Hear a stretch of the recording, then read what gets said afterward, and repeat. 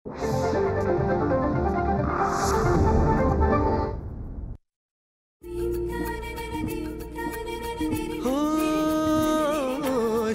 स्वरांचे बनती गाणे, साजनवानंद तराणे, रसिकांची हे जुळते नाते घडते जेव्हा सुरेल गाणे.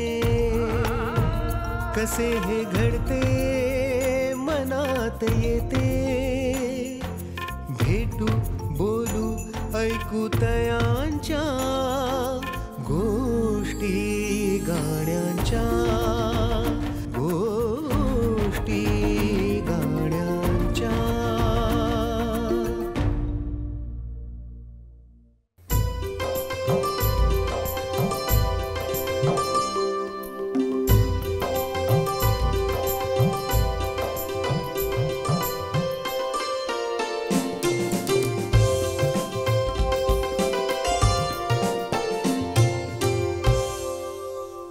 नमस्कार.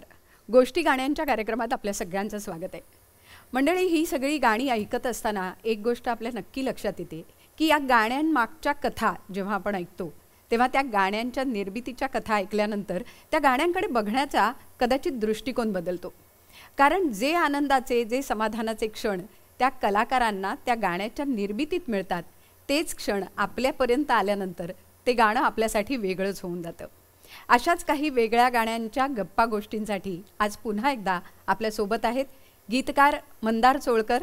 नमस्कार मंदार. नमस्कार. आणि त्याचबरोबर संगीतकार रोहन. दोघांचेही स्वागत. आपण जसं मी म्हटलं तसं की प्रत्येक गाण्याची एक वेगळी गोष्ट असते आणि ती कथा उलगडताना पुन्हा एकदा ते क्षण तुम्ही जसे अनुभवताय तसे आम्हालाही ते अनुभवायला मिळत आहेत. अगदी आत्ताचं ज्याला म्हणू की म्हणजे अगदी पहिल्यापासून जर आपण प्रवास पाहिला तर प्रत्येक टप्प्यावर काहीतरी वेगळं घडत असतं. पण अगदी अलीकडे तुम्ही तिघांनी केलेलं असं काम, ते काय सांगाल आणि त्याची काय गोष्ट आहे? हल्लीच आमची एक फिल्म रिलीज झाली, ती एकदा येऊन तर बघा असं नाव आहे. प्रसाद खांडेकर याने दिग्दर्शित केलेली आहे आणि हास्य जत्राची संपूर्ण टीम आहे त्या सिनेमामध्ये आणि फार मजा आली करताना काम. आम्हाला तिघांना तर तसंही म्हणजे it's like a family bond, तर त्यामुळे मजाच येते मंदारबरोबर जेव्हा आपण काम करतो. ह्या चित्रपटामध्ये 2 गाणी आहेत. एक तर आली ग भागाबाई ह्याचं आम्ही एक गाणं केलेलं आहे आणि दुसरं जे गाणं आहे त्याला तर त्याचं फक्त जी पहिली लाईन आहे ती आम्ही युटिलाइज केली बिकॉज त्या फिल्मची डिमांड तशी होती. ओके. आणि बाकीचं सगळं गाणं नवीनच आहे. आणि दुसरं जे गाणं केलं आहे ते अय्ययो म्हणून एक गाणं केलं आम्ही, थोडा साऊथ इंडियन फ्लेवर आणि डान्स आणि कोरिओग्राफी आणि असं एक गाणं करायची संधी मिळाली. तर छान वाटलं ॲक्च्युली अशा फिल्मबरोबर असोसिएट होता. पण काय थीम होती नेमकी मंदार, काय सांगशील? नाही, गाणं रोहन म्हणाल तसं साऊथ टच असलेलं किंवा तसे साऊथ टच का होता किंवा तोही थोडासा पार्श्वभूमी आम्हाला सांग. रोहन म्हणाल तसं गाणं हे साऊथ टच असलेलं होतं, पण त्याची डिमांड का होती याचं मागचं कारण सांगतो. ते जे प्रसाद खांडेकरांचं जे हॉटेल दाखवलंय तिथे काही वेगवेगळी लोक राहायला येतात, काही गिराईक म्हणजे कस्टमर राहायला येतात. तर त्यात एक घरातनं पळून आलेलं साऊथ इंडियन जोडपं आहे. बरं, ते आल्यानंतर ती बिचारी घाबरलेली मुलगी, म्हणजे ती आहे वनिता खरात, म्हणजे ती घाबरलेली नाहीये पण ती बिचारी घाबरलेली मुलगी आणि रोहित माने तिचा नवरा असे ते पळून येतात.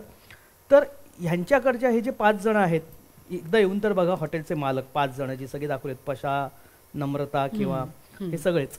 तर त्यांना असं वाटतं की अरे एवढे बिचारे आलेत लांबनं दुरून, यांना कोणी नाही, आई वडील यांचं लग्न झालं, तर का नाही आपण यांचं सेलिब्रेशन करूया, ह्यांना माप ओलांडूया, यांना घरात म्हणजे गृहप्रवेश करूया, म्हणजे त्या मुलीचं पण जरा नवीन संसार, त्यांच्यातल्या म्हणजे वात्सल्य जागृत होतं. म्हणजे माणुसकी थोडक्यात प्रसादने खूप छान पिक्चरमध्ये हे दाखवलंय ना की माणुसकी जर तुम्ही धरून ठेवलीत ना तर आपलं सगळं चांगलं होतं. त्यातला एक भाग आहे जे गाणं आम्हाला करायची संधी मिळाली, ज्याला अगेन मगाशी झालं बोलणं तसं साऊथ इंडियन टच तर आहेच, त्याला ह्युमर पण आहे. म्हणजे त्या गाण्यात इतक्या वर खाली गोष्टी आहेत, म्हणजे म्युझिकमध्ये तर आहेतच किंवा आम्ही लिहिलं पण तसं वेगळं, पण दाखवताना सुद्धा म्हणजे अचानक तो ओंकार भोजने जाऊन रस्त्यावरनं चालू असले एक वरात चोरून आणतो त्या पेट्रोमॅक्सच्या बत्त्यांसकट आणि ह्यांना नाचवायला लावतो.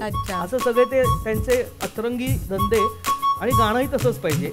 अय्यय्यो अय्यय्यो अय्यय्यो अय्यय्यो अय्यय्यो अय्यय्यय्यो लग्नाचा बार उडवला अय्यय्यो अय्यो जगण्याचा रंग बदलला अय्यय्यो अय्यो राजाला भेटली राणी भलती ढिंच्याक कहाणी लावू पर पाडू स्पीकर नंबर डान्स करूया लग्नाचा बार उडवला अय्यय्यो अय्यो जगण्याचा रंग बदलला अय्यय्यो अय्यो अय्यय्यो अय्यय्यो अय्यय्यय्यो अय्यय्यो अय्यय्यो अय्यय्यय्यो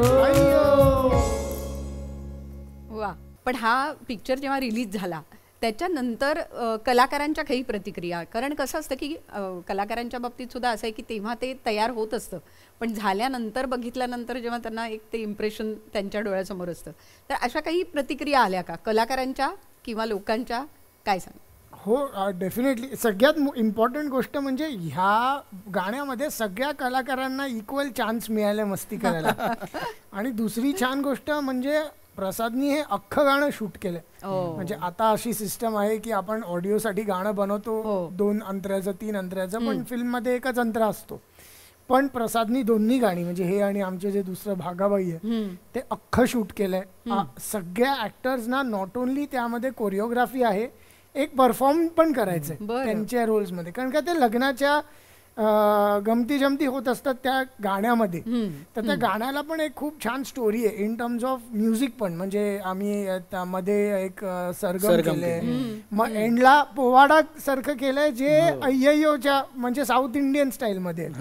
तर सगळ्यांना खूप मजा आली. म्हणजे सगळ्यात मेन म्हणजे आम्ही जेव्हा गिरीश सरांना भेटलो, गिरीश कुलकर्णी, त्यांनी म्हटलं की तुम्ही माझ्याकडून ते करवलं जे कोणी नाही करवलं, तर डान्स नाचून घेतलं तुम्ही. गिरीश कुलकर्णी नाही यापूर्वी आपण कधी पाहिलं, तर ते आम्ही तर फक्त त्यांनाच पाहत होत्या गाण्यामध्ये. ते इतकं गोड करतात. इनफॅक्ट प्रसादने मला सांगितलेला हा पण किस्सा आहे की गाणी जेव्हा आम्ही डिलिव्हर केली, कारण तेव्हा शूट चालू होतं त्यांचं, तर ती त्यांना मिळाल्यापासून प्रत्येक शूटच्या प्रत्येक दिवशी सकाळी भागाबाई आणि हे लावायचे, एक एनर्जेटिक वातावरण तयार करायचे, म्हणजे त्यांना पण जरा एक मजा, आणि मग शूट सुरू लाईक. तर ती पण एक धमाल असते की आपलं गाणं भिनत गेलं त्या आर्टिस्टच्या अंगात, असं मला वाटतं.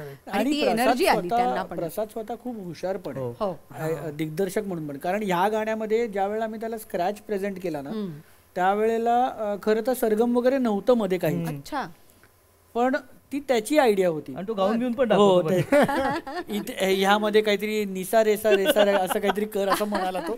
रात्री फोन केला मला म्हणाला नाही काही करून एक काहीतरी असं मध्ये आण ना की ज्याच्याने अजून ते ऑथेंटिक वाटेल. म्हटलं सुपर आयडिया आहे. मग लगेच आम्ही लोकांनी विचार केला आणि काहीतरी एक छान सरगम डिझाईन केली आणि मग आली, तर ते अजून गोड वाटतं मध्ये.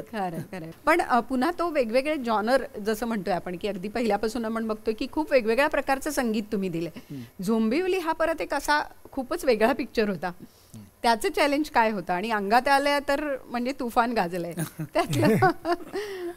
अरे बापरे, ते खूपच म्हणजे जेव्हा आम्हाला आदित्य सरपोतदार ह्यांनी केली होती ती फिल्म, आणि आपण बाहेर खूप बघितलंय. म्हणजे आपण बाहेरच्या सिनेमामध्ये हा जो एक जॉनर म्हणतो ना हॉरर कॉमेडी, हा आपल्या इकडे खूप कमी ट्राय झालेला आहे. मराठीत तर नाहीच, म्हणजे ती पहिली फिल्म होती. पण त्याला तेच हवं होतं की काहीतरी जे आपल्या इंडियन मराठी संस्कृतीशी कनेक्टेड आहे, बट त्याचे शब्द असे की ज्याच्यामध्ये ह्युमर पण येईल आणि एक आपल्याला असं कळेल की ही हॉरर फिल्म आहे. तर त्यावर ऍक्च्युली ह्या गाण्याची हुकलाईन आम्हालाच सुचली होती की आपण मराठीमध्ये खूप असं म्हणतो ना, कोणी खूप जर मस्ती करते तर म्हणतो की अंगात आलंय का, तर त्याला ते तो एक शब्द खूप आम्हाला, आणि आम्ही लकीली नेहमी असे शब्द काढल्यानंतर असं विचार करू आतापर्यंत ह्याच्यावर कोणी गाणं का नाही केलं कसं नाही, कारण खरं तर इतका युज्युअल शब्द आहे तो. हो, तर मग त्या गाण्याच्या मग पुढे मागे ती स्टोरी मांडली झॉम्बीजची. आणि मला ना एक आवर्जून आता ह्या मुद्द्यावर सांगावं असं वाटतंय की रोहन स्वतः लिहितो, हिंदीत पण लिहितो, मराठीत पण. हे बरेचदा काहीतरी ओपनिंग देतात आपण, म्हणतो ना की सुचलेलं संगीतकारांना. पण जो प्रॉपर गीतकार नाहीये ना त्याला जे सुचतं ना त्याला वेगळं सुचतं. जसं तू म्हणाला याच्यावर कोणी का लिहिलं नसेल, कदाचित गीत कवींना सुचलं नाही, थॉट प्रोसेस नाही ना, म्हणजे त्यांचा थॉट प्रोसेस कदाचित दर्जा वर आहे, तर त्यामुळे त्यांना इतकं सोप्या शब्दाला असं कधी का वापरू असं आहे ते. तर त्या झोंबिवलीच्या गाण्याविषयी आम्ही ऐकलं, पण गाणंही ऐकायला आवडेल. हो नक्की.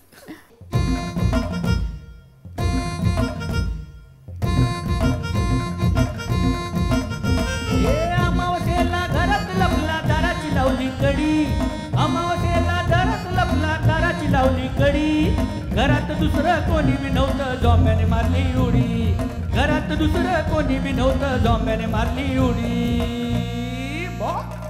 अंगात आले अंगात आले अंगात आलया, अंगात आले अंगात आले अंगात आलया, उगाच पाठी येऊन कचकन चावून धरलया, अंगात आले अंगात आले अंगात आलया.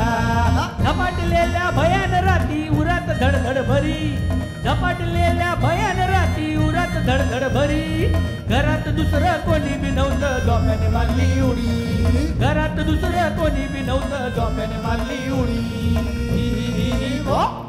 अंगात आले अंगात आले अंगात आलया, अंगात आले अंगात आले अंगात आलया, उगाच पाठी येऊन कचकन चावून धरलया, अंगात आले अंगात आले अंगात आलया. वा, गोष्टी गाण्यांच्या. त्या चित्रपटाची सुद्धा एक मागणी असते नाही का, म्हणजे आता या चित्रपटाच्या वेळेला विशेषतः त्या गाण्यांची म्हणजे कथानक पुढे जाण्यासाठी एक विशिष्ट मागणी असते. तसं या चित्रपटाच्या बाबतीत आणखीन काय चॅलेंजेस वाटली गाणी करताना? झॉम्बिवली हा कम्प्लिटली डिफरंट जॉनरची फिल्म आहे ही एक. म्हणजे आपल्याकडे खरंच झालेली नाही. रोहन पण तेच म्हणाला की आपल्याकडे हॉरर कॉमेडीज अशा प्रेझेंट झालेल्याच नाही, पण अशा फिल्मच्यासाठी जो यूथ आहे तो जास्त मोठा ऑडियन्स आहे, आणि त्या यूथला अट्रॅक्ट करण्यासाठी आहे ना आपल्याला एक असं गाणं हवं की जे त्या सगळ्यांना एकत्र आणू शकतं. आणि त्याच्यातली जी गंमत आहे म्हणजे नुसतंच हॉरर म्हणून नाही, ती जी हॉरर कॉमेडी आहे ती लोकांच्या समोर गाण्याच्या हिशोबाने बाहेर आली पाहिजे. म्हणून एक प्रमोशनल गाण्याचा ऍक्च्युअली विचार केला होता ह्याचा, की ज्या वेळेला गाणं प्रेझेंट होईल त्याच्यातूनच अर्धी स्टोरी लोकांना रिव्हील झाली पाहिजे, किंवा काय एक्झॅक्टली घडणार आहे ह्याच्यात ते लोकांच्या समोर आलं पाहिजे. आपण जनरली आम्ही नेहमी म्हणतो की songs are the first face of the film. Correct correct. आपण कधीही म्हटलं कधीही बघा, पहिली गोष्ट जी प्रमोशनला सुरू होते ती गाणंच असतं है ना, कारण तिथूनच फिल्मचा टोन सेट होतो. बरोबर. तिकडूनच आपल्याला एक्झॅक्टली समजतं की फिल्मचा ग्राफ कसा असणार आहे, कोण कॅरेक्टर कसा असणार आहे, हे सगळं खरं तर तिकडूनच येतं. मग ते टीजर्स आणि ट्रेलर्स आणि त्याच्यावरती जातं. त्यामुळे ते खूप इम्पॉर्टंट आहे मला वाटतं. आणि एक खूप छान गोष्ट आहे की आदित्याने खूप फेथ दाखवला या गाण्यामध्ये. ज्या वेळेला त्याने ऐकलं त्याने खूप फेथ दाखवला. तो म्हणाला नाही हे वर्क करणार. अच्छा. कारण ह्याच्यामध्ये काहीतरी एक पोटेन्शियल आहे जे लोकांना ग्रिप करू शकतं. बरोबर. आणि मग त्यानंतर ऍक्टर्सने त्यात जो डान्स केलाय, सिद्धू जे वीकेंडच्या सारखं त्याने जे केलंय, कोरिओग्राफी अमेझिंग आहे. तर ते बेसिकली सगळ्याचा ब्लेंड आहे, सगळं एकत्र आलं. ऍक्टर्स ने एन्जॉय केलं म्हणून त्याने परफॉर्म चांगलं केलं. खरं. आणि लकीली ह्या सगळ्याला मला गाता आलं. म्हणजे आम्ही जनरली मी स्क्रॅचेस गातो. बरोबर. जी पण आमची गाणी असतात बऱ्याच वेळेला ती गाणी स्क्रॅचच अप्रूव्ह होऊन जातात. कारण आम्ही पिच करतो सगळ्या सिंगर्सना की असं नाही की आम्हाला स्वतःलाच गाऊन पुढे हे करत आहे. वी ऑलवेज ट्राय की आम्ही नवीन नवीन सिंगर्स आहेत, नवीन असो जुने असो मोठे असो, जे गाण्याला न्याय देतील ते सिंगर्स, अशांना रेग्युलर घेण्याचा विचार करतो. पण बऱ्याच वेळेला एकदा आपण म्हणतो ना, एकदा कानात बसलं डोक्यात बसलं तो आवाज आणि ते गाणं की मग निघताना डिफिकल्ट असतं. मग ते बऱ्याच वेळेला स्क्रॅच मध्ये माझा आवाज अप्रूव्ह होऊन जातो. वा, चांगली गोष्ट आहे. पण मंदार, लेखकाला, गीतलेखकाला विशेषतः हे खूपच भान ठेवावं लागतं की प्रत्येक चित्रपट त्याचा जॉनर, त्याचा विषय, कोणावर पिक्चराइज होणार इथपासून ते त्याचं म्युझिक कसं बनणार इथपर्यंत सगळ्या गोष्टी खरं तर बघायला लागतात. मितवाचं एक वेगळं खरं तर स्थान आहे आजच्या सगळ्याच्या गाण्यांमध्ये. काय सांगशील, मितवाची स्टोरी काय? मितवाची स्टोरी अशी आहे ना की ज्यावेळेला मितवा अनाऊन्स झाला त्याच्या म्हणजे वर्तमानपत्रात ना त्याच्याबद्दल लिहून आलं होतं की असं असं स्वप्ना जोशी दिग्दर्शित करतायत मितवा, आणि ती काय रोमॅन्टिक फिल्म असणार आहे, romantic film of the year वगैरे असं ते प्रॉपर त्याचं हे केलं आलं होतं. आणि मग मी इन्क्वायरी करायला सुरुवात केली, कोण म्युझिक करते, आपलं ते काम असतं ना की ट्राय मारणं की सर मेरे को काम दो टाईप. तर मला कळलं अमित राज करतोय, तर अमित राजला मी हक्काने फोन केला. तर तो म्हणाला अरे नाही, मी आणि अश्विनी शेंडेने आत्ताच एक गाणं लॉक केलं जे स्वप्नाताईला आवडलंय. म्हटलं ओके सॉर्टेड. निलेशला विचारलं, निलेश म्हणाला अश्विनी बरोबर मी केलेलंच आहे. बरोबर. म्हटलं ओके. होता पंकज पडघन, पंकजला विचारलं, तो म्हणाला अरे माझंही लॉक झालंय, बहुतेक लॉक झालंय. म्हटलं ओके. आता शंकर एहसान लॉ आहे हे अजून एक नाव होतं. मी शंकर भाईंना फोन केलाच नाही. म्हटलं जिथे अमित, निलेश आणि समूह मला स्वप्नाताईच्या ऑफिसमधनच फोन आला. अच्छा. की असं असं आम्ही 3 गीतकार बाकीच्या 4 गाण्यांकरता 3 गाण्यांकरता लॉक केलेत, अजून 2 गाणी आहेत जी शंकर एहसान लॉय करणार आहेत, तर आमची इच्छा आहे की ते तुम्ही करावं. तर पुन्हा ते एक स्वप्नच ना की जे बघितलंच नाही. आणि जे आपण विचार करत होतो ना की आपण एखादी भरलेली ट्रेन असते आणि आपण म्हणतो अरे यार गेली ट्रेन, आणि अचानक कुठली तरी आपल्या डेस्टिनेशनची ट्रेन लागते की जिथे कोणीच चढणार नसतं कारण त्यांना पुढे जायचं असतं. तर तशी ती मितवा मला अत्यंत ताट वाढून दिल्यासारखं, सुग्रास सागर संगीत जेवण. आणि त्याच्यात पुन्हा 2 माझे आवडते जॉनर. एक म्हणजे मला असं क्लब नंबर किंवा आयटम सॉंग लिहायला खूप आवडतं की जे लोकांना आता बघणाऱ्यांना माहीत नसेल की म्हणजे एक स्टॅम्प म्हणतो ना आपण की सॅड सॉंग लिहिणं किंवा रोमॅन्टिक लिहिणं हे माझ्यावर जास्त आहे किंवा एक्सप्लोअर जास्त केलंय मी. पण असे पब नंबर किंवा डान्स नंबर लिहायला मला खूप आवडतं. तसा एक मला तो सत्यम शिवम सुंदरम मिळाला. आणि ऑफकोर्स मितवा जे टायटल सॉंग आहे मितवा, तर त्याच्यात सुद्धा गंमत अशी झाली की शंकरभाईंनी चाल केली होती. ओके. बरं. आणि मी त्या म्हणजे मी असं कौतुक म्हणून नाही सांगत, त्या चालीवर मी इतकं असं लिहिलं की ते ऐकणाऱ्याला वाटणार नाही की आधी लिहिलंय की आधी शब्द आहेत. त्याचा मला हे कुठे मिळाला रिझल्ट की हे गाणं झालं, सगळं व्यवस्थित छान झालं, आवडलं सगळ्यांना, स्वप्नीला आवडलं. आणि जेव्हा दुसरं गाणं करायची वेळ आली सत्यम शिवम सुंदरम, त्यावेळेला शंकरभाईंचा मला फोन आला आणि ते मला म्हणाले की मंदारजी अभी पहला गाना आपने मेरे ट्यून के ऊपर लिखा था ना, अभी मैं आपके लिए अभी मैं ट्यून करूंगा, आप दूसरा गाना पहिले लिखो. सो ही मोठी कॉम्प्लिमेंट आहे मला असं वाटतं. कारण त्यांना सहज शक्य होतं, त्यांच्याकडे असलेल्या किंवा त्यांना पुन्हा पटकन बनवणंही शक्य होतं जी हवी त्या पद्धतीची ट्यून. पण त्यांनी तो एक विश्वास आहे ना, जसं मगाशी आपण अंगात आला याचा जो रेफरन्स चालला होता त्याच्यात की ते शब्दांचं कळणं, शब्द कळणं हे किती महत्वाचं आहे. कारण जेव्हा तुम्ही संगीतकाराच्या चालीवर लिहिता ना, तेव्हा फार जर ॲबस्ट्रॅक्ट चाल असेल ना, झोन सोडून किंवा जॉनर सोडून, तर लिहिणाऱ्यालाही त्रास होतो. म्हणजे कितीही चाल सुंदर असेल, म्हणजे भक्तिगीताची चाल असेल आणि समोर आयटम सॉंग करायचं तर त्यांना नाही लिहिता येत आपल्याला. त्यामुळे त्या व्यक्तींनाही ती समज असायलाच पाहिजे. तरी आता ते उलट झालंय, चॅलेंजिंग झालंय की लिहिणाऱ्यासाठी सोपं पण झालंय आणि चॅलेंजिंग पण झालंय की यार मला आता मी तुम्हाला हवंय ते त्याच्यात लिहून देतोय की नाही. हे जरी झालं असतं ते त्याला आधी माहित असतं की काय पास होणार आहे किंवा काय दिल्यानंतर मंदार ऍप्ट लिहून देऊ शकेल किंवा कुणी छान लिहू शकेल. सो मितवाची ही स्टोरी आहे की बॉस एक अप्रतिम कमेंट मला मिळाली, कॉम्प्लिमेंट मिळाली की आधी मग तुम्ही आता लिहा. म्हणजे असं म्हणतो ना की इतक्या संगीतकारांसाठी मी काम केलंय किंवा इतक्या संगीतकारांनी माझ्या शब्दांना चाल लावली. दरवेळेला ते खरं नसतं ना, दरवेळेला कधी कधी चालीवर आम्ही फक्त काम केलेलं असतं. पण इथे हे मला मग छान वाटतं की नाही खरंच शब्दांना पण चाल, जसं आम्ही बहुतेक तू परीमध्ये अंतराचं आम्ही तसं केलं की मुखडा चालीवर केला, पण अंतरासाठी आम्ही एकत्र बसून आधी लिहिलं. त्या गाण्याचं पण एक नशीब असतं असंही म्हणायला हरकत नाही. मला वाटतं मितवा आज ऐकूया. प्रणव पुन्हा एकदा आम्हाला ऐकवशील? वेड्या मना सांग ना खुणावती, का खुणा माझे मला आले हसू, प्रेमात फसणे नाही रे. वेड्या मना सांग ना भावे खुळे, का पुन्हा तुझ्या सवे सारे हवे, प्रेमात फसणे नाही रे. धुक्यात जसे चांदणे, मुक्याने तसे बोलणे, हो सुटतील केव्हा उखाणे, ना त्याला काही नाव नसावे, तू हि रे माझा मितवा, ना त्याचे काही बंधन व्हावे, तू हि रे माझा मितवा, ना त्याला काही नाव नसावे, तू ही रे माझा मितवा, ना त्याचे काही बंधन व्हावे, तू ही रे माझा मितवा, तू ही रे माझा मितवा. थँक्यू. वा.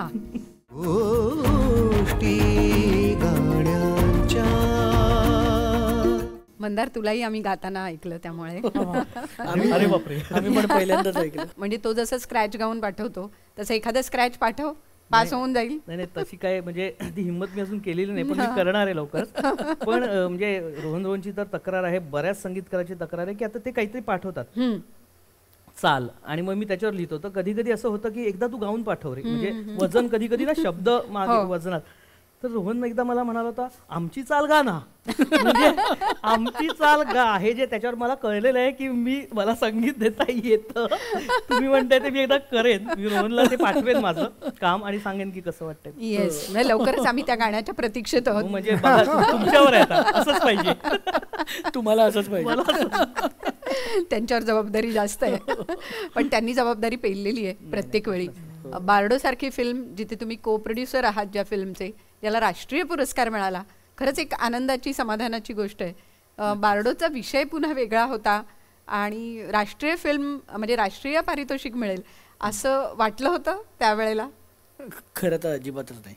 म्हणजे आम्ही आमच्याकडून प्रामाणिक प्रयत्न केलाच होता त्या फिल्म करण्याचा, कारण त्याचा जॉनर वेगळा आहे. त्यामुळे आम्हाला असं कधीच वाटलं नव्हतं की national, it is a big thing. म्हणजे आम्हाला खरंच ज्या दिवशी फोन आला त्या दिवशी पण त्या दिवशी खरं तर आम्ही एकमेकांना म्हणत होतो नक्की चेक कर, बार्डो नावाचा अजून पण चित्रपट आहे का, कदाचित आपल्याला नसेल मिळालं. म्हणजे असं एक्सपेक्ट नव्हतं केलं, कारण जॉनर वेगळा आहे. ही जी फिल्म आहे ह्यामध्ये हिरो नाही आहे. बरोबर. हिरो, हिरोईन, विलन हा झोनच नाही आहे. ह्याची कथा खूप वेगळी आहे या सिनेमाची. त्यामुळे थोडंसं वाटत होतं की होणार नाही, बट थँकफुली त्यांनी अशा फिल्मला रेकमेंड केलं आणि त्या सगळ्यांना ज्युरींना आवडलं हे. त्यामुळे आणि त्यात गाण्याला पण मिळालं. बरोबर.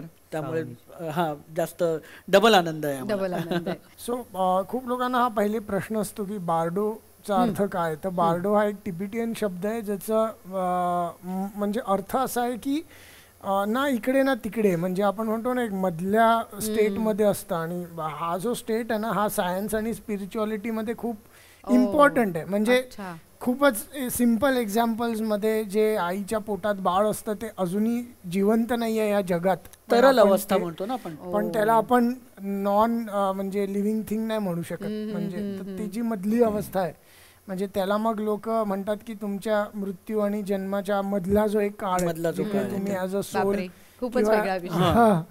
तर त्या विषयाला ते नाव आहे. आणि त्या विषयाला ते नाव काय आहे, कारण का आपली स्वप्न ना खूपदा बार्डोमध्ये असतात. म्हणजे ती पूर्ण व्हायच्या आणि अजून पूर्ण नाही झालंय, बट स्वप्न सुरू झालंय कुठेतरी. तर तो विषय आहे आणि त्या विषयाला खूप सिम्पल, कारण का विषय थोडा कठीण आहे, पण त्या विषयाला खूप छान समजवलंय भीमनी की एक गाव आहे ज्यांच्या गावकऱ्यांचं एक मिळून एक स्वप्न आहे. मग ते स्वप्न कोणाच्या तरी दुसऱ्याच्या स्वप्नावर अवलंबून आहे आणि त्याचं तिसऱ्याच्या, म्हणजे आपलं असताना जसं सिम्पल की मला कनेक्टेड असतात ना आपली स्वप्न सगळे. स्वप्न आहे की एक खूप हिट गाणं बनावं आणि ह्याचं स्वप्न आहे की मी खूप छान लिहावं. आणि आमचं दोघांचं जेव्हा ते मिळतं एकत्र येतं त्यावेळेला ते क्रिएशन होतं. तर हा त्या बार्डो फिल्मचा सार आहे. मला वाटतं तुमचं आणखी एक स्वप्न त्या बाबतीत आहे की ती फिल्म लवकरात लवकर रिलीज व्हावी. हो येस फारच सुरूच आहे, फारच स्वप्न आहे आमचं ते. त्यामुळे त्या तुमच्या स्वप्नाला पूर्तता येऊ अशी सदिच्छा आम्ही व्यक्त करतो. आणि ज्या गाण्याला राष्ट्रीय पुरस्कार मिळाला तर मला असं वाटतं सावनी रवींद्र हे गाणं गायली आहे, तर आपण तिच्याकडनंच हे गाणं ऐकूया. डेफिनेटली.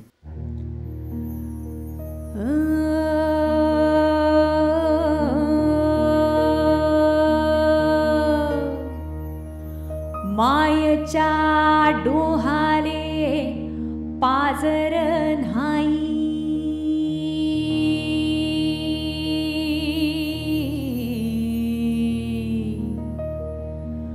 डोळ्याच्या पाण्याले घागर नाही.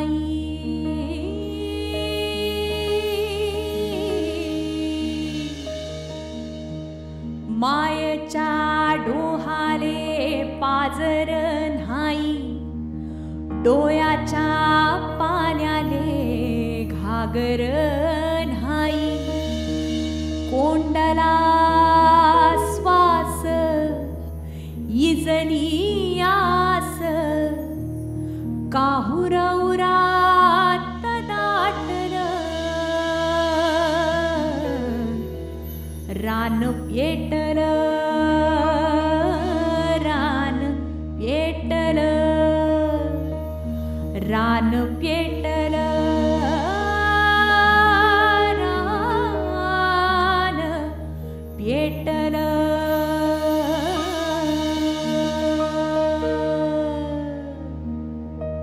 वा, म्हणजे ते गाणं पुन्हा ऐकल्यानंतर खरं तर अंगावर शहारे येतात म्हणतात तसा ती सगळी सिच्युएशन आणि ते गाणंच तसं आहे. त्यामुळे पुन्हा एक वेगळा जॉनर आणि वेगळं आव्हान तुम्ही खऱ्या अर्थाने पेललंय असं म्हणायला हरकत नाही. पण मंदार, अशी आव्हानं लेखनाच्या बाबतीत सुद्धा नेहमी येतात आणि मग कोण कलाकार, म्हणजे आपलं गाणं कोण गाणार आहे त्यावर सुद्धा बऱ्याच गोष्टी अवलंबून असतात. आज मराठी संगीताच्या भावसंगीताच्या क्षेत्रातला एक रेशमी स्वर म्हणू किंवा एक भावसंगीतामध्ये एक महत्त्वाचं स्थान म्हणू तर श्रीधर फडके हे नाव तितकंच महत्त्वाचं आहे. तुझं एक गाणं श्रीधरजी गायलेत, मला वाटतं अल्बम आहे तो. अल्बम आहे.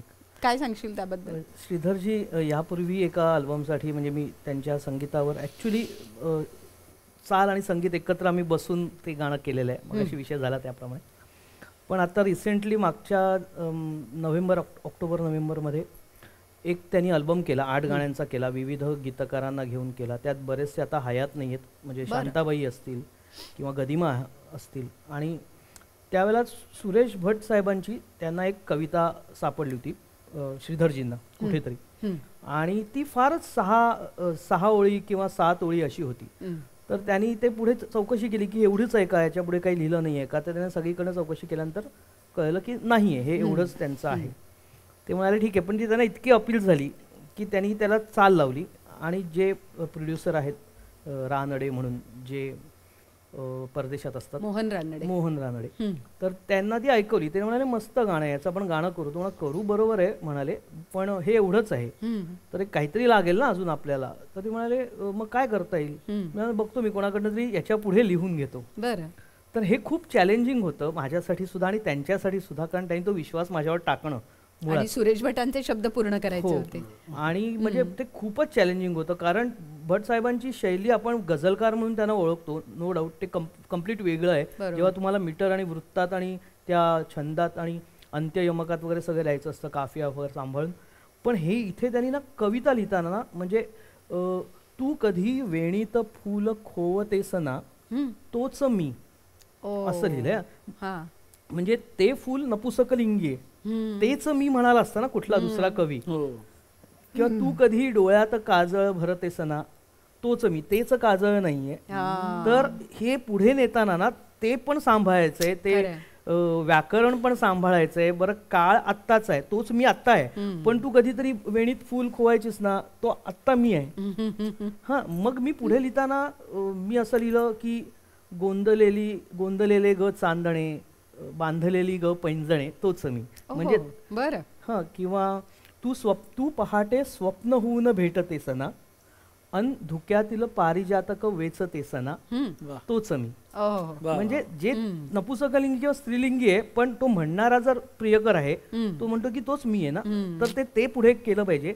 आणि आता हे जर म्हणजे हे श्रीधरजींचे शब्द आहेत स्वतः, की हे जर आपण नाही सांगितलं कोणाला ना, तर हे कळता कामा नये की हे भट साहेबांनी पुढचं लिहिलं नाहीये, असं तुम्ही लिहा मंदार. ते कसे बोलतात माहितीये तुम्हाला, तुम्ही प्लीज असं लिहा मंदार की हे कोणाला कळता कामा नये. हे मान्य आहे, तुम्हाला वाईट वाटेल की तुमचं लिहिलंय कळलं पाहिजे, पण न कळता येणं हेच मोठं आहे. म्हणजे हो काका, खरंच आहे.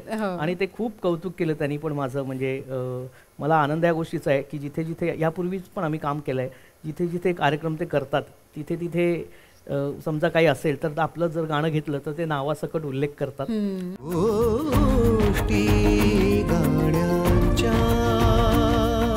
आणखी एक लिव्हिंग लेजंड जसं म्हणतो की आशाबाईंनी तुझं गाणं गायलंय, पुन्हा ते एक स्वप्न की आशाबाईंनी आपलं गाणं गावं. नाही ते स्वप्न, तेही पुन्हा स्वप्न नव्हतं पण ते झालं, पूर्ण झालं. मला असं वाटायचं की कायम बाळासाहेब मंगेशकरांनी आपलं एखादं गाणं कंपोज करावं. बरं, मला कधी आशाबाई माझं गाणं गातील हे आपण स्वप्नातही म्हणजे स्वप्नातही स्वप्न पडू शकत नाही असं आहे.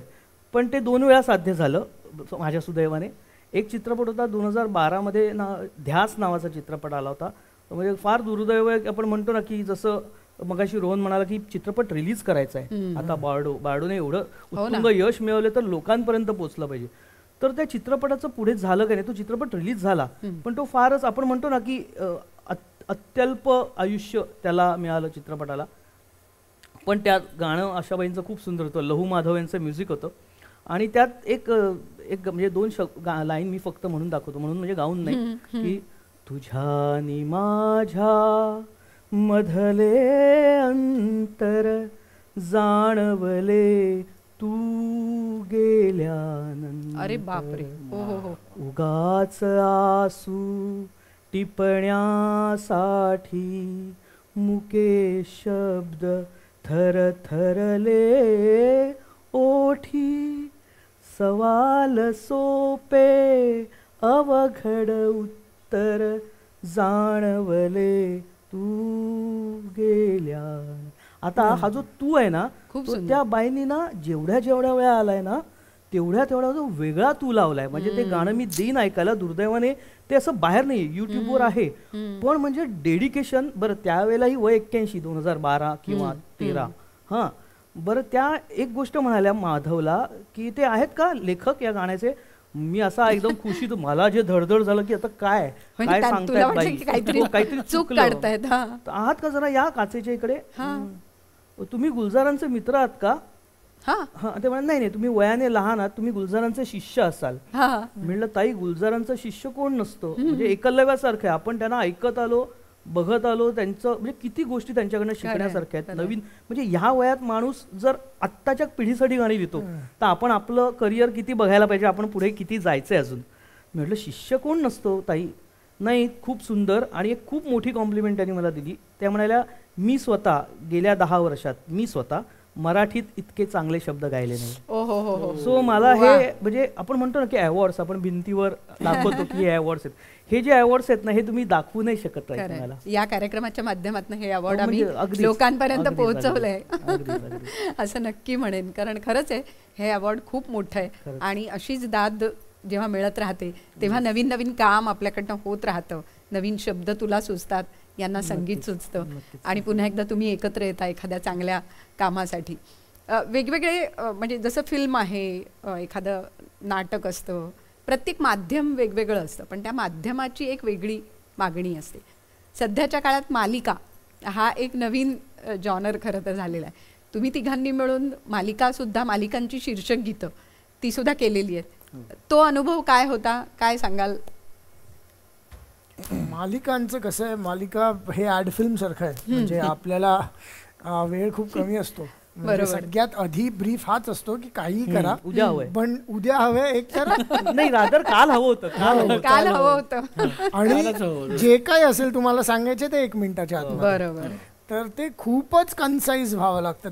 त्यात विचार पण करणं म्हणजे त्यात खूप ना क्लिनिकली म्हणतो तसा विचार असतो की त्यामध्ये रिव्हर्स इंजिनिअरिंग करावे लागतं. की पहिले तर शीर्षक काय आहे त्या मालिकेचं ते आलंच पाहिजे. बरोबर. तर ते जर मला 45व्या सेकंडला आणायचं आहे किंवा 50व्या सेकंडला आणायचं आहे तर मला किती मेलडी बनवायची आहे, त्याचा टेम्पो काय पाहिजे की बाबा ते सगळं 1 मिनिटात बसेल. बरोबर. कारण का ती सगळ्यात मोठं आव्हान तेच असतं. आणि मग त्यानंतर ऑफकोर्स त्याची ती कथा सांगितली जाते आणि मग त्यावर मेलडी होतं. पण हा जो एक रेस्ट्रिक्शन असतो ना तो खूप इम्पॉर्टंट फॅक्टर बनून जातो. पण तुमची तिघांची पहिली मालिका हे राधा ती पहिली होती का तुमची. आणि नंतर मला वाटतं कुंकू टिकली आणि हे मन बावरेचा पण किस्सा आहे. चॅनेल कडनं असं आम्हाला सांगण्यात आलं की नाही मंदार एखादा शब्द आणेल गाण्यात ते आपण टायटल ठेवू सिरियलचं. अरे देवा. बरं. विच इज गुड इन अ वे की ठीक आहे आपल्यावर विश्वास टाकतायत पण कथानक सांगितल्यानंतर त्या कथानकाला अरे मुलाला शुशुक असं नाही बोलवत ना, नाव घेऊन बोलवतो, तर ते नाव सांगा ना आम्हाला. पण हा विश्वास आहे कदाचित रिव्हर्स आहे की बरोबर इव्हेंट एक आहे, त्यांना पण असं वाटलं असेल की गाण्यात एखादं छान पोएटिक काहीतरी लाईन जी आली आणि नंतर मालिकेचं नाव ठरलं नंतर. आणि काय झालं त्यावरती नाव ठरलं. हा, सुखाच्या सरींनी हे मन बावरे असं ते आलंय. तर ऍक्च्युअली गाताना म्हणजे श्रेया गायली का नाही, ते बेला गायली. बेला गाताना मला असं वाटलं की हळव्या सरीनी हे मन बावरे जास्त योग्य वाटते, आपण तसं करूया का.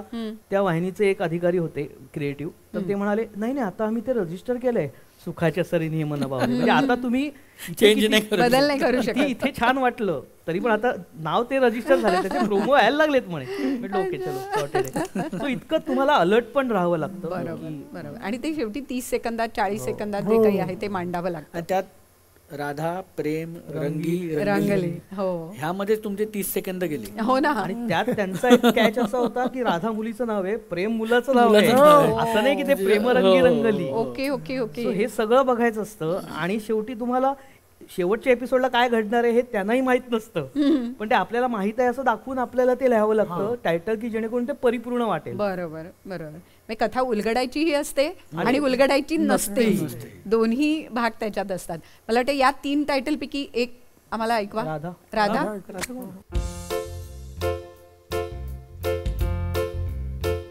स्वप्नातल्या साऱ्या कळ्यांनी उमलून यावे वाटते,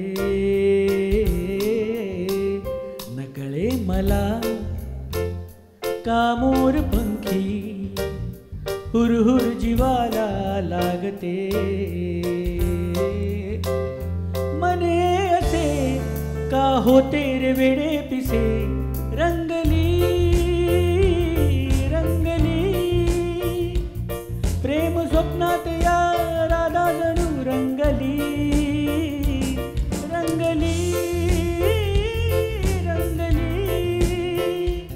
प्रेम रंगात या राधा जणू रंगली, राधा प्रेम रंगी रंगली. वा वा वा वा. राधा प्रेमरंगी रंगली, पण जरा थोडंसं मला शीर्षक गीताच्या दृष्टीने जरा मोठं वाटतंय. एवढी लिबर्टी कशी मिळाली किंवा लेंथ वाढवून कशी मिळाली? ह्या गाण्याला खरंच लिबर्टी मिळाली, कारण एकतर चाल चॅनलला वगैरे सगळ्यांना फार आवडली होती, शब्दही फार आवडले होते. आणि या गाण्याला राजेश मापुसकर सर आहेत, त्यांनी शूट केलंय. टायटल ट्रॅकचा एक सेपरेट व्हिडिओ शूट करायचा होता. वा. आम्ही अंतरा पण, तर त्यामुळे ह्या गाण्याचा ऍक्च्युली अंतरा पण केलेला आहे. बरं. आणि गाणं श्रेयाने गायलेलं पण आहे. वा. तर त्यामुळे त्या लोकांनी थोडंसं बिकॉज त्यांना पण पोटेन्शियल गाण्यामध्ये खूप वाटत होतं, म्हणून त्यांनी पण इंटरेस्ट जास्त घेतला आणि मग गाणं प्रॉपर शूट केलंय, खूप सुंदर शूट केलंय गाणं. वा. आणि त्यामुळे रीच पण चांगला मिळाला लोकांना. बरोबर. म्हणजे टायटल सॉन्ग शूट होणं हे खूप रेअर घडलं. यापूर्वी काही उदाहरणं झालेली आहेत, फारच कमी होतात, फारच कमी. त्यातलं हे एक आहे. आणि असाच एक नवीन ट्रेंड आला, ते म्हणजे एपिसोडिक सॉन्ग. म्हणजे विशेषतः मंदार तुझं नाही कळलंय कधी नाही, तर म्हणजे पुन्हा एकदा एक हॅवॉक केलं की फार सुंदर झालं ते सगळं. पुन्हा त्याचं चित्रण झालं, ते लोकांसमोर आलं. त्यावेळेला काय नेमकं घडलं होतं? मला वाटतं एपिसोडिक सॉन्ग ते पहिलं होतं. हो, म्हणजे ती सुरुवात होती साधारण अशा पद्धतीने गाणी एपिसोड मध्ये इन्कॉर्पोरेट करायची. आणि मला आठवतं की बऱ्याच माझ्या मैत्रिणी सांगायच्या की लेडीज डब्यात ट्रेनच्या लोकलच्या नाही कळले कधीचे रिंगटोन असायचे. आणि एक त्या स्वतः जिचा वाजतोय फोन पर्समध्ये ना, तिला कळायचंच नाही, तिला वाटायचं आपला वाजतोय, तो दुसऱ्याच कोणाचा तरी वाजत असायचं. म्हणजे इतकं ते पॉप्युलर झालं होतं गाणं. आणि ॲज यू सेड की ते गाणं पर्टिक्युलरली ते ठाण्यात ते जरा उपवन लेकला वगैरे त्याला जरा lavish treatment, actually film song treat करतात तसं त्याला ट्रीट केलं. त्याला 2 अंतऱ्यात 2 कॉस्ट्युम्स बदलले, 3 कॉस्ट्युम्स बदलले. आणि ओव्हरऑल त्या गाण्याला म्हणजे का त्या सिरियलसाठी पण तो एक टर्न होता त्यांच्यासाठी.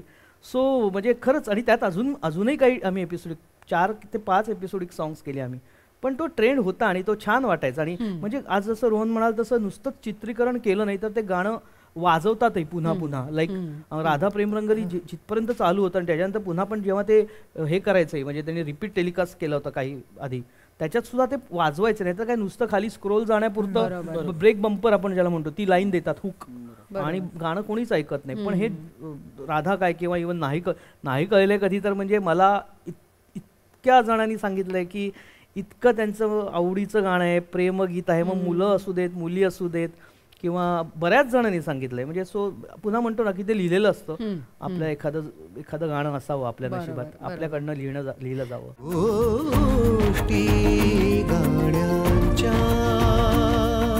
मंगेश बोरगावकर आणि सावनी रवींद्र जेव्हा इथे आले होते तेव्हा अर्थातच त्यांच्याकडनं आम्ही हे गाणं गाऊन घेतलं. निलेशने अप्रतिम संगीत दिले मोहरीरने, त्यामुळे उत्तम खरंच आहे. आणि त्या सगळ्याची एक मोठ उत्तम बांधली गेली आणि एक उत्तम गाणं आपल्या समोर आलं.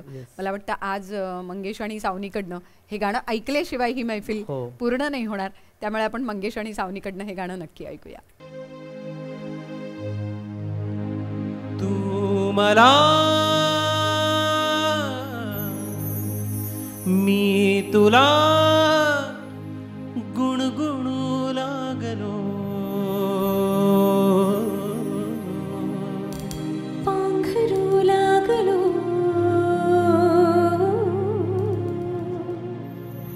सावरू लागलो,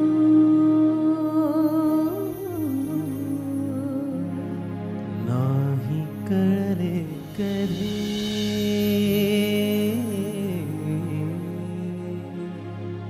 नाही कळले कधी.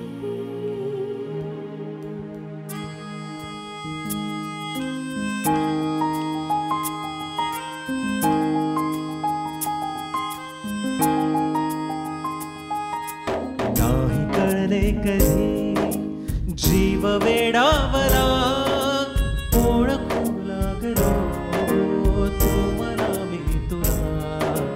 नाही कळले कधी ऊन हुरहुरली श्वास गंधावला, ओळखू लागलो तू मला मी तुला. नाही कळले कधी तू मला मी तुला गुणगुणू लागलो, पांघरू लागलो, सावरू लागलो.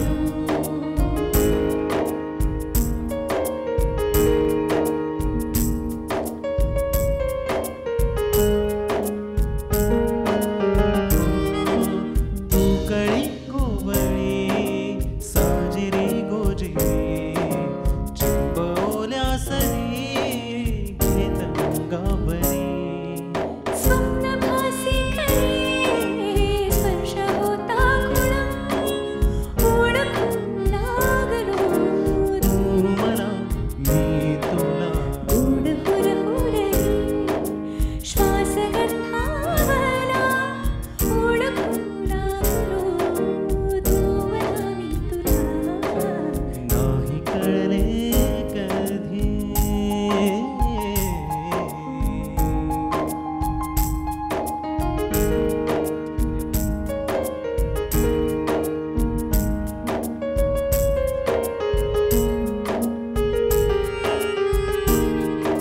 शब्द झाले मुके बोलते पैंजरे, उतरले गालिया सोवळे चांदणे.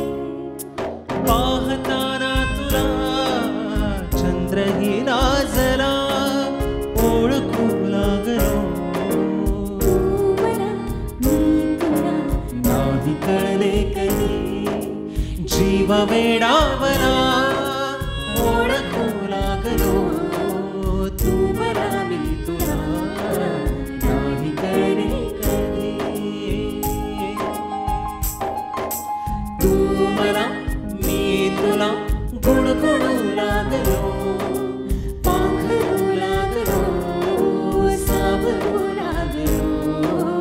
तू मला मी तुला गुणगुणू लागलो, पांघरू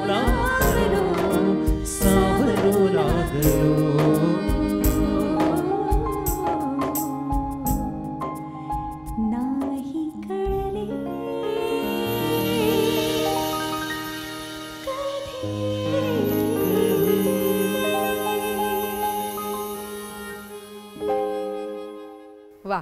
खरं तर या सगळ्या गाण्यांची म्हणजे एपिसोडिक सॉन्ग असेल, मालिका असेल, चित्रपट असेल, मला वाटतं मालिकांच्या बाबतीत तुम्ही सुद्धा दोघांनी म्हणजे मंदार आणि तुम्ही एकत्र तर केली, पण तुम्ही सुद्धा दोघांनी आणखीन अनेक टायटल्स केली आहेत. विशेषतः हवा येऊ द्याचं टायटल जेव्हा लागलं तेव्हा मी पहिल्यांदा बघितलं रोहन रोहन. तर खरं सांगायचं तर मला असं वाटलं की बहुतेक डॉक्टरने स्वतःचं नाव लावलंय आणि स्वतःचं नाव लावायचं नाही म्हणून तुमची नावं लावलीत असं हे माझं पहिलं इम्प्रेशन होतं. कारण तोपर्यंत मला माहीत नव्हतं की रोहन रोहन नावाचे संगीतकार आहेत. पण तिथून कुठेतरी लोकांपर्यंत तुम्ही आलात आणि अनेक टायटल सॉन्ग झाली. काही उल्लेख महत्वाचे करावेसे वाटतात तर बिग बॉस झालं. बिग बॉस झालं, पहिलं ओपनिंग आम्ही केलं होतं. करेक्ट. सगळ्यात सांगायचं म्हणजे बिग बॉसच्या प्रत्येक सीझनला वेगळं गाणं येतं जे आम्ही नाही केलंय. पण आपला मराठी बिग बॉस त्याचा आवाज ते माझ्याच आवाजात पहिल्याच ट्रॅकचा आहे ते. बरोबर बरोबर. इव्हन जागो मोहन किंवा राजा राणीची जोडी, सहकुटुंब सुद्धा उत्तम झालेलं आहे. स्वाभिमान आहे. सो अशी अनेक मालिकांची शीर्षक गीतं जी आज आम्ही ऐकतोय ती तुमची आहेत हे आज सगळ्यांना पुन्हा एकदा कळेल. कारण काही वेळेला असं होतं की ह्याचे संगीतकार कोण किंवा गीतकार कोण हे पटकन माहीत नसतं, पण जेव्हा आपल्याला कळतं तेव्हा मग पुन्हा एकदा त्याची जी एक व्हॅल्यू आहे ती कदाचित वाढते. पण खरंच या गप्पांमधनं खूप छान आठवणी तुमच्या आम्हाला ऐकायला मिळाल्या आणि त्या गाण्याची एक वेगळी कहाणी आम्हाला कळली. एक समारोप करत असताना मला असं वाटतं तुमचं अगदी अलीकडे आलेलं मुसाफिरा जे गाणं आहे पुन्हा ते वेगळं घडलंय. का झालं ते गाणं किंवा का करावं असं वाटलं, काय त्याच्या मागची गोष्ट? त्याची पण सेम स्टोरी आहे. शब्दावर फिल्मचं टायटल बनलंय. हो म्हणजे बारसं करायला यालाच ठेवलं, मंदारनेच बारसं करायचं. बऱ्याच जणांची बारशी म्हणजे सिरियल तर ठीक आहे, फिल्मचं पण खरंच आहे. नाही पण असं खूप मजा पण वाटते असं अशा पद्धतीचं काम करताना. कारण म्हणजे असं वाटतं की येस आपण त्याचा खरंच एक भाग झालो. नुसतं 3.5 मिनिटासाठी नाही आहात तुम्ही, त्या 2 तास 10 मिनिटात तुम्ही 3.5 मिनिटासाठी नाही आहात. तुम्हाला तुम्ही डेप्थ इतके तुम्ही खोल गेलात की तुम्हाला त्या फिल्मचा गाभा कळला. बरोबर. आणि तुमच्या एखाद्या शब्दात त्या चित्रपटाचं नाव येऊ शकतं समजा, तर आपण खूपच स्वतःला भाग्यवान समजलं पाहिजे की आपण खूप करेक्ट चाललोय, करेक्ट दिशेने. मला वाटतं आम्ही मुसाफिरा गाण्याच्या आधी एकदा अबाउट विशाल सर आणि हे सगळंच जरा मुसाफिराबद्दल बोलावंस, त्या प्रोसेसबद्दल गाण्याच्या. पुष्कर बरोबर काम करताना आम्हाला मजा येते बिकॉज तो इनोव्हेटिव्ह आहे, तो नवीन विचार करतो. त्याच्या आतमध्ये एक अर्ज आहे की काहीतरी छान करायला पाहिजे, वेगळं करायला पाहिजे, मराठी आपल्या इंडस्ट्रीला अजून बेटर करायला पाहिजे. तर त्यामुळे आणि एक आमच्यासाठी त्याच्या मनामध्ये फेथ खूप आहे, त्यामुळे तो आम्हाला पूर्ण क्रिएटिव्ह लिबर्टी देतो. तो म्हणतो की तुम्हाला जसं हवं तसं गाणं करा. आणि अशा वेळेला काय होतं ना की आपल्याला क्रिएटिव्हली ज्या वेळेला बांधलेलं नसतं ना तेव्हा आपल्याला अजून आउट ऑफ द बॉक्स विचार करायची ऑपॉर्च्युनिटी मिळते. आपल्याला पण नवीन काहीतरी करायची ऑपॉर्च्युनिटी मिळते, त्याचा आनंद असतो. आणि ह्या गाण्यामध्ये ते करायची ऑपॉर्च्युनिटी मिळाली. एक out and out commercial EDM सारखा ट्रॅक जो ट्रॅव्हलवरती झालेला आहे, त्याने आईलवरती शूट केलेलं आहे स्कॉटलंडमध्ये. म्हणजे खूप अमेझिंग व्हिज्युअल्स आहेत सगळे. आणि सगळ्यात बेस्ट पार्ट आहे की विशाल सर तयार झाले गायला. कारण त्यांच्याबरोबर ह्याच्या आधी आम्ही एक गाणं केलं जे TVF च्यासाठी आमचा शो होता, हॉस्टेल डेज म्हणून. त्यात त्यांनी एक गाणं गायलं आमच्यासाठी. आणि कट्टू एक मराठी गाणं त्यांनी गायलं. त्यांच्याबद्दल काय सांगू, म्हणजे ही is one of the best musicians and a human been I have seen. कारण इतके ट्रान्सपरंट आणि इतके क्लीन आहेत ते. आम्ही ह्याच्या आधी पण त्यांना अप्रोच केला होता. काही गाणी होती जी मला वाटवती त्यांनी गावी म्हणून, जी त्यांनी नाही गायली. अच्छा.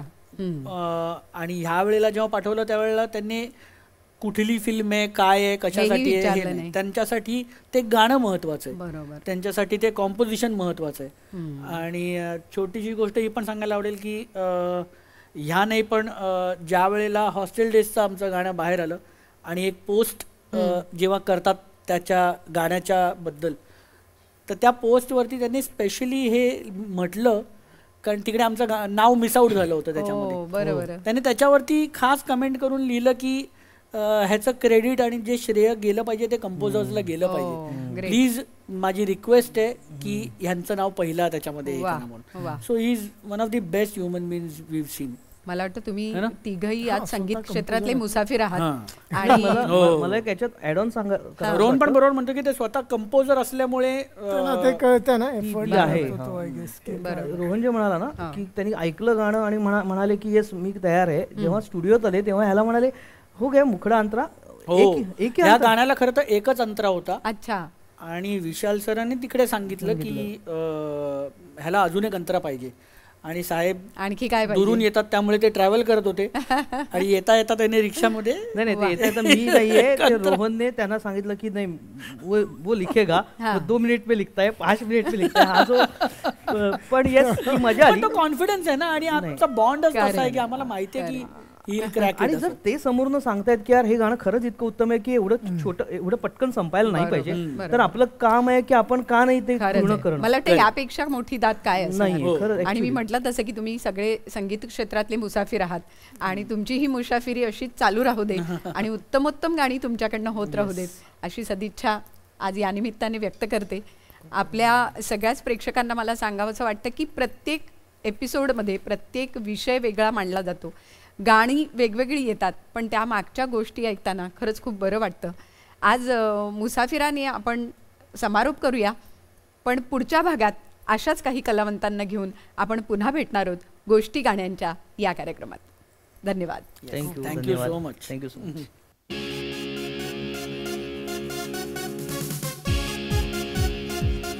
जगूया जरा हसूया जरा खुल्या आसमानी उडूया जरा करू बेभान सवारी वाऱ्याची जे जे हवे ते मिळवूया मुसाफिरा